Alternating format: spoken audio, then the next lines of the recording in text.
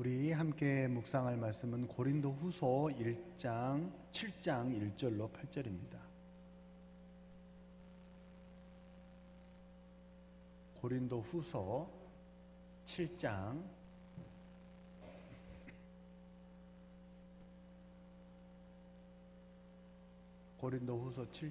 1절에서 8절의 말씀, 우리 찾으셨으면 함께 읽겠습니다. 7장 1절입니다.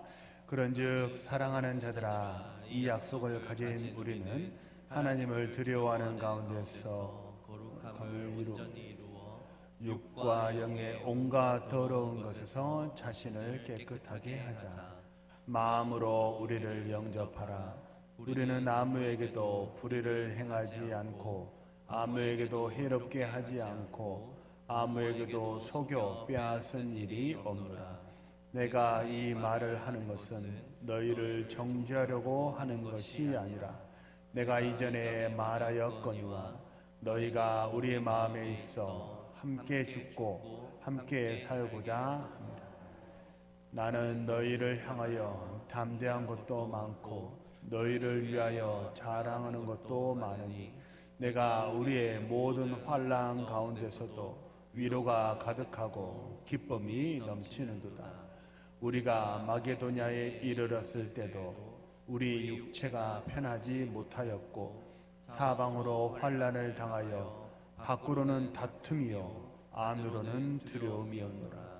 그러나 낙심한 자들을 위로하시는 하나님이 디도가 오므로 우리를 위로하셨으니 그가 온 것뿐 아니요 오직 그에게서 받은 그 위로로 위로하고 너희의 사모함과 애통함과 나를 위하여 열심히 있는 것을 우리에게 보고함으로 나를 더욱 기쁘게 하였느니라.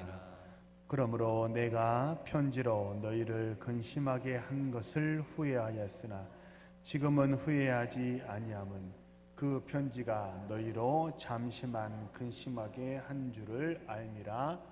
아멘. 한번 우리 앞뒤 옆 사람과 서로 인사하실까요? 사랑합시다. 격려합시다. 전도합시다. 사랑하는 모든 성도님들, 예배하는 성도님들, 심령 속에 또 가정 속에 또 삶 속에 하나님의 신령한 은혜가 항상 가득하시고 충만하시기를 주님의 이름으로 축복합니다. 오늘은 이제 마음을 담으면 관계가 강해집니다 라는 제목으로 말씀을 전하겠습니다. 계속해서 주일에 오전에 제가 강조하고 있는 말씀이죠. 신앙은 뭐예요? 신앙은 관계입니다. 신앙은 관계. 하나님과 관계를 맺음으로 신앙이 되고 또 성도들과 관계를 잘 맺어야 그 신앙이 자라고 성장하게 되는 거죠. 신앙은 한마디로 정의하라고 한다면 신앙은 관계입니다. 그렇기 때문에 신앙생활을 잘 하기를 원하는 성도님들은 반드시 관계를 강하게 할 수 있는 방법, 이것을 아는 것이 필요합니다. 오늘 우리는 이제 고린도 후서의 한 부분을 읽었는데요. 성도님들이 잘 아시듯이 고린도 후서는 바울 사도가 고린도 교회에 쓴 편지가 고린도 후서입니다. 근데 사실 고린도 교회에 쓴 편지는 모두 합하면 4통이었습니다. 그런데 첫 번째 편지는 유실이 되었고 두 번째 편지가 고린도 전서입니다. 그리고 세 번째 편지도 유실이 되었고 네 번째 편지가 고린도 후서입니다. 바울이 이렇게 편지를 고린도 교회에 많이 쓴 것이 상당히 이례적이죠. 심지어 갈라디아서 같은 경우는 한 교회에 쓴 편지가 아니고 갈라디아라는 우리로 말하면 충청남북도 이상 되는, 충청남북도라고 하기는 좀 너무 작아요. 이제 소아시아 전체 지방이니까 터키 그 일대의 모든 지역이니까 우리나라 무슨 전라남북도, 경상남북도, 충청남북도 이 모든 땅덩어리를 합한 그 지역에 있는 교회들에게 같이 돌려가면서 읽으라고 쓴 편지가 갈라디아서거든요. 그러니까 갈라디아서 같은 경우는 여러 교회를 위해서 딱 한 통의 편지면 충분했어요. 근데 거꾸로 고린도 교회는 한 교회의 바울 사도가 4통이나 편지를 계속해서 보내야 할 정도로 이슈가 많았던 교회가 고린도 교회입니다. 어떤 이슈들이 많았을까요? 첫째는 고린도 교회에 분쟁이 많았어요. 근데 분쟁이 너무 많아서 나는 이 사람을 따릅니다. 나는 바울파, 게바파, 아볼로파 이런저런 계파 자랑을 하고 너희들은 사람을 따라 나는 하나님을 따라 나는 직통계시야 나는 성령파야 이렇게 교회 안에 파당이 많기도 했고 또 그들이 이렇게 바울에게 배웠습니다. 베드로에게 배웠습니다. 나는 성령에게 직접 배웁니다 라고 말할 정도라면 그러면 좀 거룩하고 깨끗한 삶을 살기라도 했어야 했는데 그들의 삶은 되게 좀 많이 좀 부정했어요. 거룩하지 못하고 타락하고 음란한 그런 모습들도 있었어요. 욕심도 많죠. 다툼도 많죠. 음행도 많죠. 게다가 그러면 가르쳐주는 것을 잘 따르기라도 해야 되는데 그것도 아니에요. 바울의 사도됨을 부정하고 네가 뭔데 우리를 가르치려 드느냐, 너는 사도가 아님에도 불구하고 왜 사도인 척 그렇게 척척척 하고 있느냐라고 거짓으로 이제 바울이 사도이다라고 말하는 그런 바울의 사도권에 대해서 공격하는 일도 많았어요. 그러니까 이슈가 많아도 너무 많아요. 하지만 잘난 것도 많았어요. 그러니까 잘난 게 많으니까 그렇게 다툼이 있었겠죠. 그래서 바울이 편지를 여러 통 보낼 수밖에 없었고 총 4통 중에서 두 번째 편지 고린도 전서까지를 보내고 나서 그래도 고린도 성도들이 이제 회심을 하질 않아요. 성도들이 돌아서질 않으니까 그러니까 어떠냐면 세 번째 편지 유실된 세 번째 편지에서는요 사도 바울이 상당히 강경한 어조로 고린도 교회 성도들을 책망하고 야단쳤다고 해요. 유실대에서 그 내용을 정확히는 알 수는 없어요. 세 번째 편지는 상당히 강경한 어조로 왜 이렇게 말을 안 듣냐고 도대체 뭐 이런저런 강한 어조로 그들을 많이 책망을 했다고 그래요.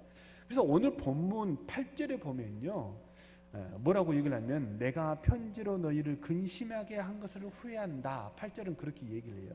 여기서 말하는 이 편지는 네 번째 편지인 고린도 후서가 아니에요.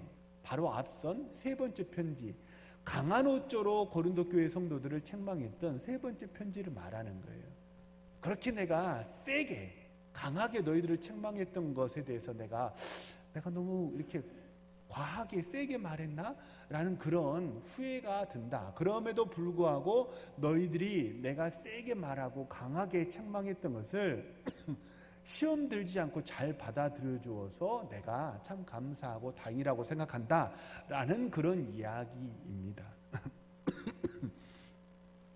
무슨 얘기를 하고 싶은 거냐면요. 사도 바울 그러면 관계적인 목회자라고 생각이 드세요? 아니면 업무지향적인 목회자라고 생각이 드세요?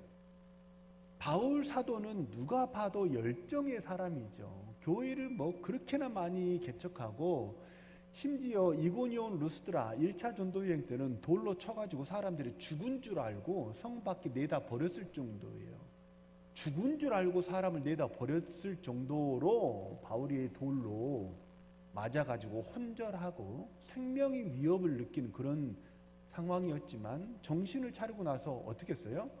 보통 사람이 아니에요. 다시 나를 돌로 쳤던 그 성에 들어가서 또 전도하고 제자들에게 안심하라, 괜찮다, 하나님이 너희들과 함께 하신다. 왜냐하면 자기 스승이 돌로 맞았으니까 얼마나 두려웠겠어요. 그들을 이렇게 위로할 정도로 정열의 사람, 열정의 사도, 과업지향적인 사람이라고 우리는 대부분 다 알고 있지 않습니까?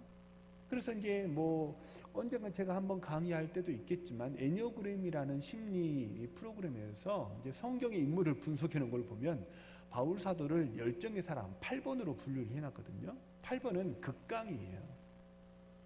불에 불이 더해진 사람이 8번이거든요. 근데 바울 사도를 그런 사람으로 분류를 해놨어요. 근데 8번의 제일 큰 약점이 뭐냐면 관계를 잘 못 맺는다는 거예요. 관계적인 접근을 잘 못한다는 게 8번의 약점인데, 그런데 바울 사도는 어떻습니까? 내가 강하게 책망을 했어요. 그것에 대해서 다독거리고 다시 관계를 강화하기 위해서 이 네 번째 편지 고린도 후서를 또 썼다는 거예요. 근데 그 정도로 바울은 관계를 좀 심혈을 기울여서 관리하고 만들어 나갔던 사람이라는 말씀을 지금 드리는 것입니다. 흔히 로마는 하루아침에 이루어지지 않았다라는 그런 말 들어보셨죠? 말 그대로 로마는 하루아침에 무슨 건물을 세우거나 도시를 만들지 않았습니다. 로마는 빨리 하는 것보다 제대로 하는 것을 추구했던 그런 나라라고 해요. 특별히 로마는요, 자신이 정복했던 나라들과 이 로마 본국을 오갈 수 있는 길을 만드는 것에 굉장히 심혈을 기울였다고 합니다. 그래서 로마는 하루아침에 이루어지지 않았다라는 말과 더불어서 익히 많이 알려져 있는 말이, 모든 길은 어디로 통해요? 로마로 통한다라는 그런 말이 있을 정도로 로마는 이 물자와 군사를 보내고 오갈 수 있는 이런 길을 닦는 것에 아주 심혈을 기울였다고 해요. 사도행전 9장 11절에 보면요, 사도행전 9장은 사도 바울이 다메섹으로 예수님 믿는 사람들을 잡아 죽이러 가다가 주님을 만난 그런 장면인데, 9장 11절에 보면 바울이 이제 주님을 만난 다음에 실명을 하게 되죠. 눈에 장애가 와서 앞을 못 보게 되었을 때 그 바울을 돕는 사람으로 아나니아라는 사람을 하나님이 보내세요. 그런데 아나니아에게 주님이 하셨던 말을 이렇게 보면요, 아나니아에게 직가라 하는 거리로 가서 5사람 사울을 찾으라, 하나님 그렇게 말씀하시거든요. 여기서 말하는 직가라는 말은 직선가, 도로, 스트리트라는 얘기예요. 스트레이트라는 얘기죠. 직선으로 쭉 뻗은 도로라는 뜻이에요. 그런데 이 직가라, 성경에 나오는 2000전에 쓰여진 이 직가라는 도로가요, 2000년이 지난 지금도 시리아 다메섹에 가면 있다고 해요. 그 정도로 2000년이 지나도 그 도로를 사용할 정도니까 로마가 길을 닦는데 얼마나 많은 심혈을 기울였는지 알 수 있는 대목 아닙니까? 로마는 사람이 다니고 마차가 다니는 길만 잘 닦은 게 아니에요. 로마 하면 이렇게 가장 먼저 떠오르는 그 문화시설, 뭐가 생각이 나세요? 공중목욕탕이 떠오르지 않습니까? 공중목욕탕이 로마를 상징하는 대표적인 그 시설, 구조물 중에 하나인데, 공중목욕탕을 하려면 뭐가 발달이 돼야 돼요? 수로가 발달이 돼야 돼요. 그래서 로마는 사람이 다니는 도로만 잘 만든 게 아니고 물이 다니는 수로도 잘 관리했어요. 이게 도시가 오래가는 비결이라고 그들은 확신했기 때문이에요. 이게 지금 제가 로마의 그 나라를, 로마라는 나라를 소개해 드린 것은요, 사실은 무슨 얘기를 하고 싶냐면 인프라 얘기예요. 인프라를 잘 만들었을 때 그 다음에 하는 일이 수월하게 잘 된다라는 것을 이 로마라는 나라가 보여주고 있다는 것입니다. 교회도 마찬가지예요. 우리 대한민국 코리아 교회들은 어떠냐면, 어떤 그 한국을 대표하는 어떤 교회에서 세미나를 엽니다. 소위 말하는 컨퍼런스라는 것을 열면요, 그러면 그 교회에서 하는 양육 프로그램들을 가서 이렇게 막 이렇게 배워와 가지고 자기 교회에 이제 모방을 해서 이식을 하려고 하는 그런 경향성이 있어요. 이게 꼭 나쁜 것만은 아닙니다. 잘하는 교회를 이렇게 모방하는 거, 기업에서도 벤치마킹이라는 그런 기법이 있지 않습니까? 그게 꼭 나쁜 것만은 아니에요. 근데 모방과 벤치마킹은 다른 게, 모방은 아무런 그 프로그램이 가지는 그 정신, 의도 또는 그 인프라가 하나도 구축되지 않은 상태에서 프로그램만 딱 가져오면 그건 뭐냐면 모방입니다. 근데 벤치마킹은 뭐냐면 그 제도가 가지고 있는 정신과 그 인프라를, 그 잘 되는 그 모든 그 가치죠, 가치, 그것을 동시에 가져왔을 때 그거를 우리는 뭐라고 말하냐면 벤치마킹이라고 해요. 예를 들어볼게요. 큰 대형 교회에서 사용하는 마이크를 우리 도움교회에서 하나 거기서 사용하는 마이크 하나 사가지고 왔다고 해서 그 교회가 그 교회에서 느꼈던 그런 음성학적인 편안함을 우리가 구현할 수 있느냐? 그렇지 않습니다. 마이크 하나만 사와서 되는 게 아니고요. 이 마이크가 가려면 선이 있겠죠. 이 음성이 전달되는 이 케이블이 좋아야 하고요. 케이블이 신호를 전달하면 그 신호를 모두 다 취합하는 콘솔이 그것을 잘 담을 수 있어야 되고, 마지막으로는 그 콘솔을 다루는 사람이 이 방면에 식견과 견해가 있어야 돼요.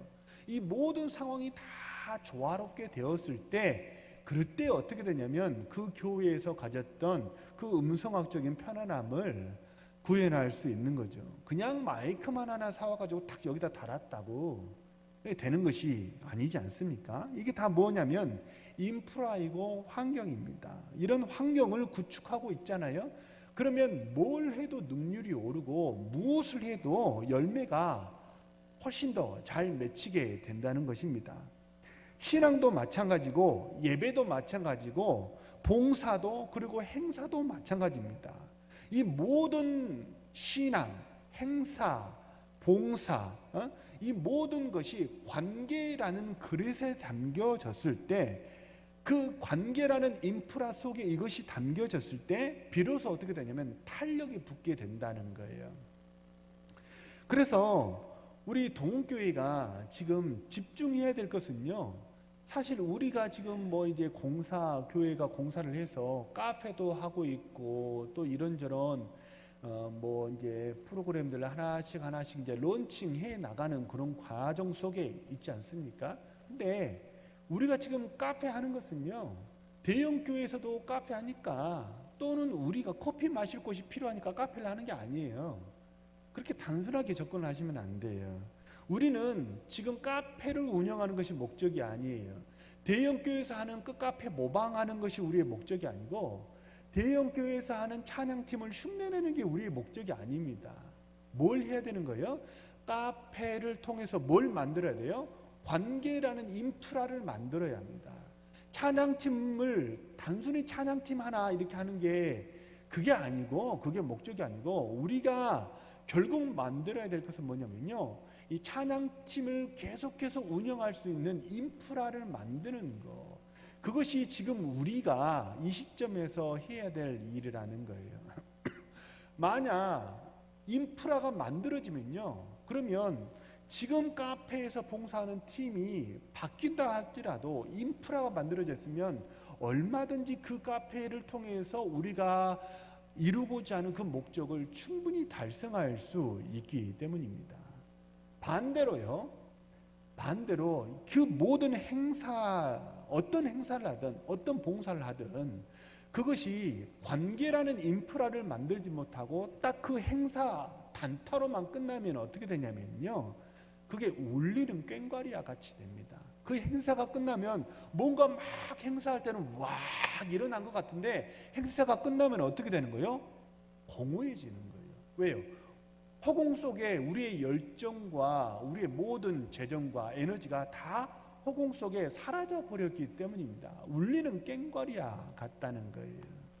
그래서 이게 시간이 지나서 허공에 사라져 버리도록 그런 곳에 우리가 에너지를 쏟으면 그게 소진되는 쪽에 에너지를 쏟기 때문에 교회가 1년이 지나고 2년이 지나고 3년이 지나도 아무런 발전이 없어요. 성도님 개인도 마찬가지입니다. 소진하는 쪽으로 에너지를 쏟으면서 신앙생활을 하시면요, 1년이 지나고 2년이 지나고 3년이 지나도 신앙의 성장이 없고 발전이 없어요. 신앙의 발전이 없으면 어떤 문제가 생깁니까? 응답이 없어요. 축복이 없어요.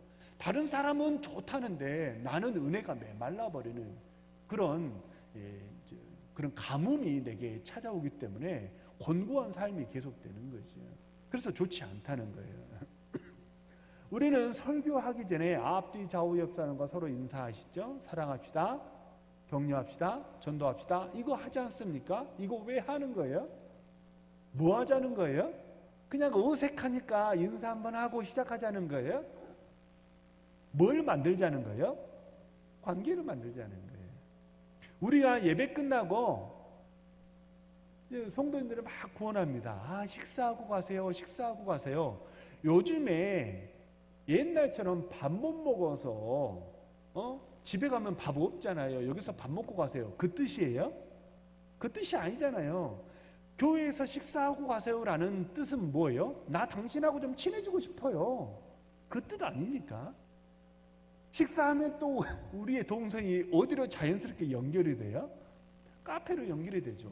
커피 한잔하고 가세요. 커피 한잔하고 가세요. 오늘은 제가 쏘겠습니다. 요즘 카페 가면 우리 교회는 참 좋아. 커피가 1,000원이니까 가면 막 서로 아니 나도 쿠폰 있어. 나도 쿠폰 있어. 내 거 쿠폰에 도장 찍어. 아니야 내 거 쿠폰에 도장 찍어. 서로 막 이렇게 커피를 쏘려고 그래요. 지금 뭐 하고 있는 거예요? 돈 자랑하고 있는 거예요? 돈 자랑하는 게 아니고 서로 지금 뭐 커피를 대접하면서 뭘 하고 있는 거예요? 관계를 맺고 있는 거죠. 내가 당신을 섬기고 싶습니다. 당신과 이런 사랑의 관계를 맺고 싶습니다. 그 뜻 아닙니까? 그죠? 왜 우리가 예배할 때 서로 인사합니까? 왜 우리가 식사하고 가라고 합니까? 왜 우리가 카페를 만들고 왜 우리가 상담을 하고 그러면서 성도들과 오랜 시간 두런두런 대화할 수 있는 그런 장소를 자꾸 왜 자꾸 그런 걸 만들어 가는 거예요? 길이 만들어져야 되기 때문이에요. 길이 만들어지면 그 길을 통해서 뭐가 오는 거예요? 내가 영적 전쟁에서 싸울 수 있는 영적인 무기도 그 길을 통해서 나에게 부어지는 줄로 믿으시길 바랍니다.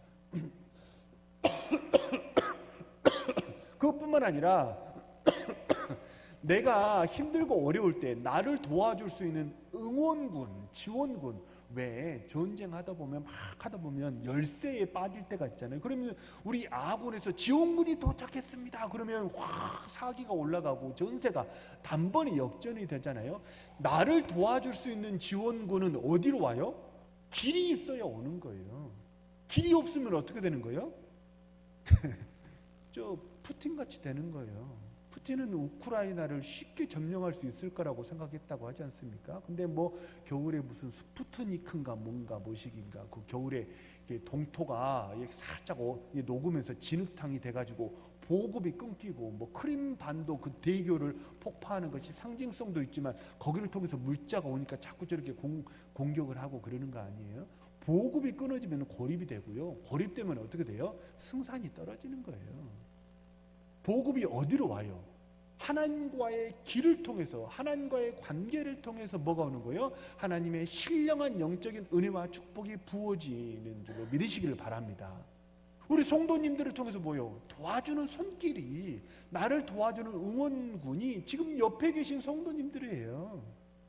저 옆에는 하나님의 교회도 아니에요.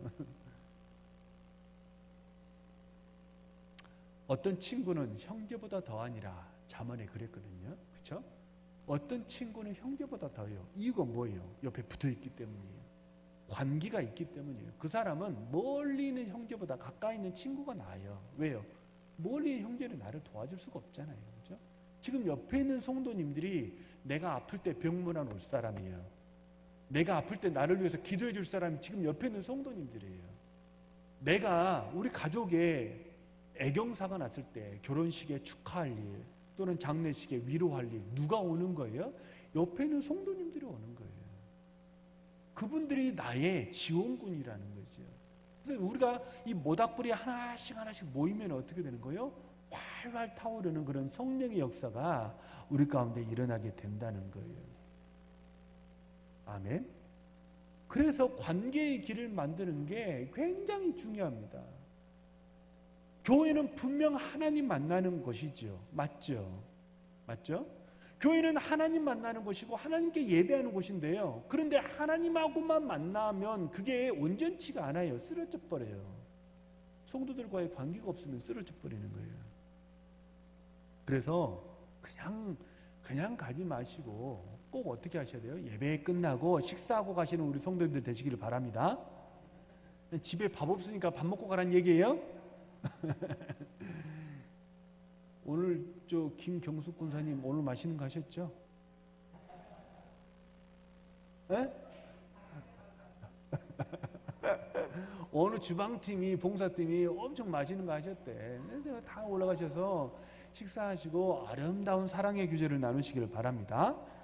관계의 길이 넓어지면 그 길을 통해서 더 많은, 관계의 길이 넓어지면 넓어질수록 더 많은 은혜와 축복이 그 길을 통해서 오게 되는 거예요. 그래서 또 오전 예배만 드리고 가지 마시고 식사하시고 커피도 하시고 오후 예배까지 한번 들어보세요. 오후 예배는 또 오전 예배하고 또 다르거든요. 강의처럼 세미나처럼 진행을 하니까 또 내가 하나님에 대해서 더 잘 알 수 있는 시간이 되거든요. 그래서 온전히 하나님과 교제하시고 성도들과 교제하시면서 관계의 통로를 넓혀가시는 우리 신실한 주의 백성 되시기를 주님의 이름으로 축복합니다.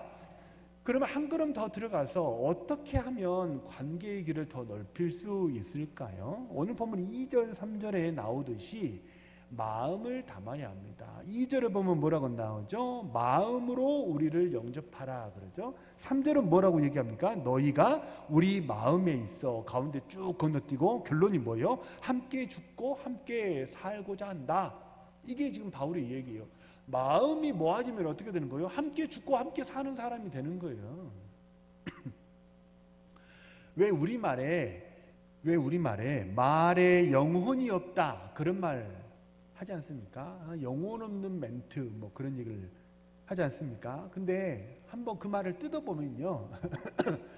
영혼이라는 것이 없을 수 있나요? 짐승이 아니고서는 모든 사람에게 다 영혼이 있죠. 근데 영혼이 없다고 말하는 것은 영혼이 없는 게 아니라 뭐가 없다는 거예요? 거기에 뭐가 담겨져 있지 않은 거예요? 마음이 담겨져 있지 않은 거예요. 마음이. 그죠?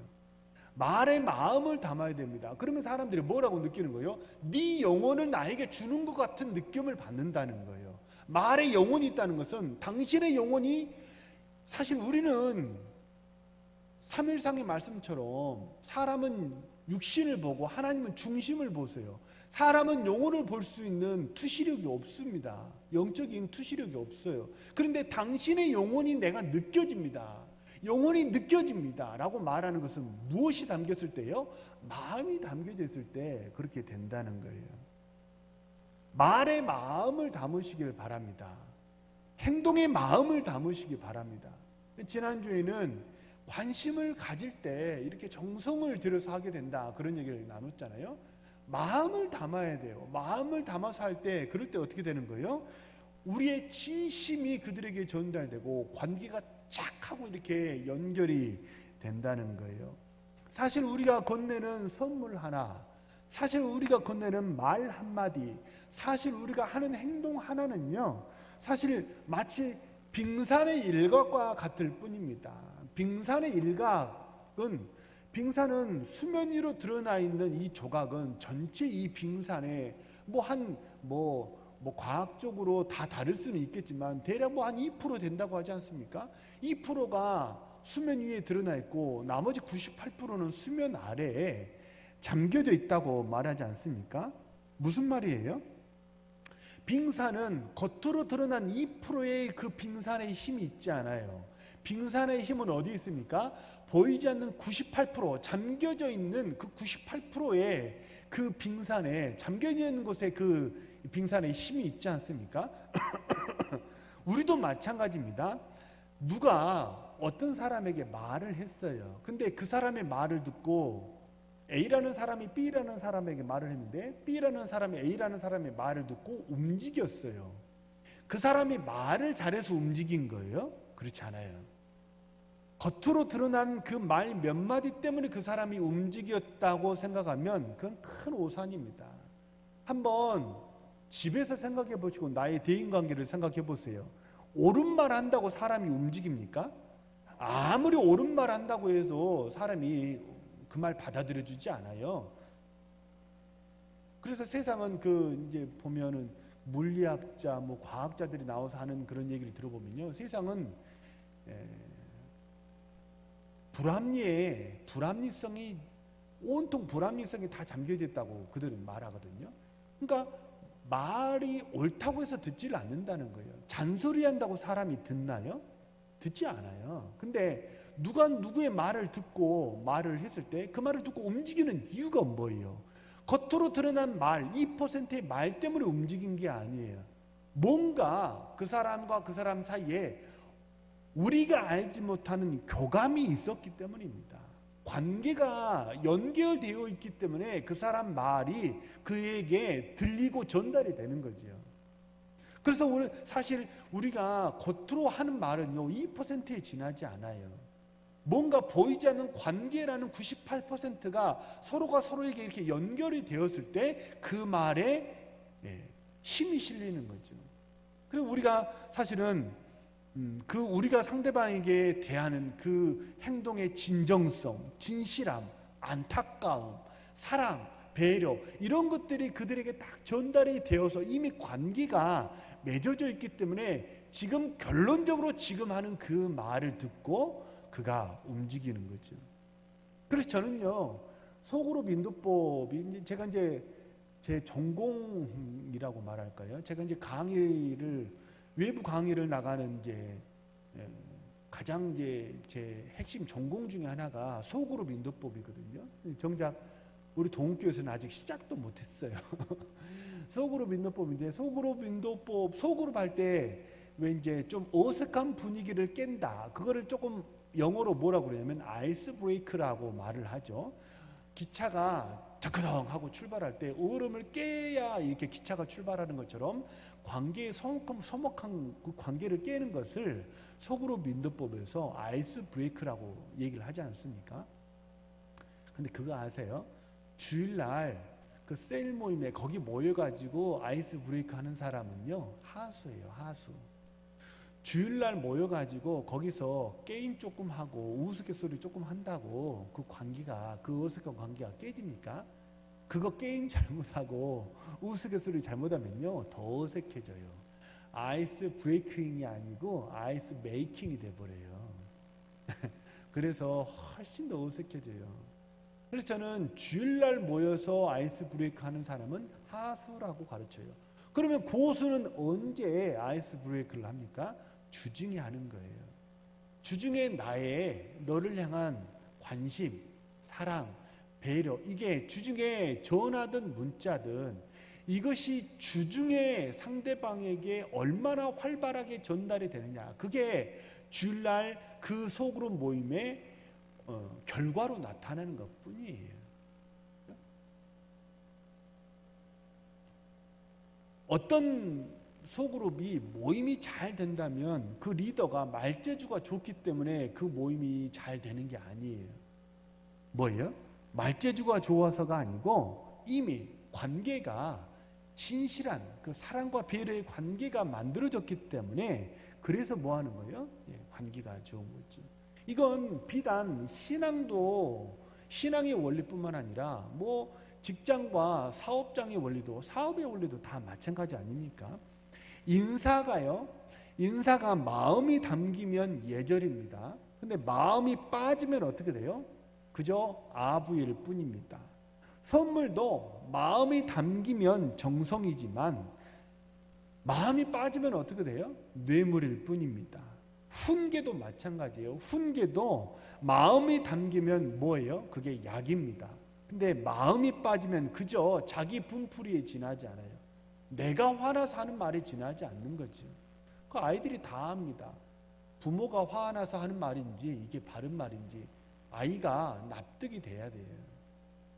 심지어 자기 재물을 나누는 구제에도 마찬가지입니다.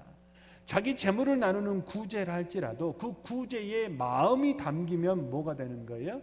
따뜻한 사랑이 됩니다. 하지만 그 구제에 마음이 빠지면요 오히려 상대방의 자존심을 건드려서 상처가 될 뿐이에요. 그죠? 이처럼 마음이 담기지 않으면요 뭔가를 한 것 같지만 그게 휘발성이 너무 강해요. 그래서 다 사라져 버리는 거예요. 아무런 열매로 남지 않고 뭔가 우리의 동력으로 남아야 되는데 그 동력으로 아무것도 남지 않고 휘발성에 강해서 다 사라져 버리는 거예요. 단타인 거죠.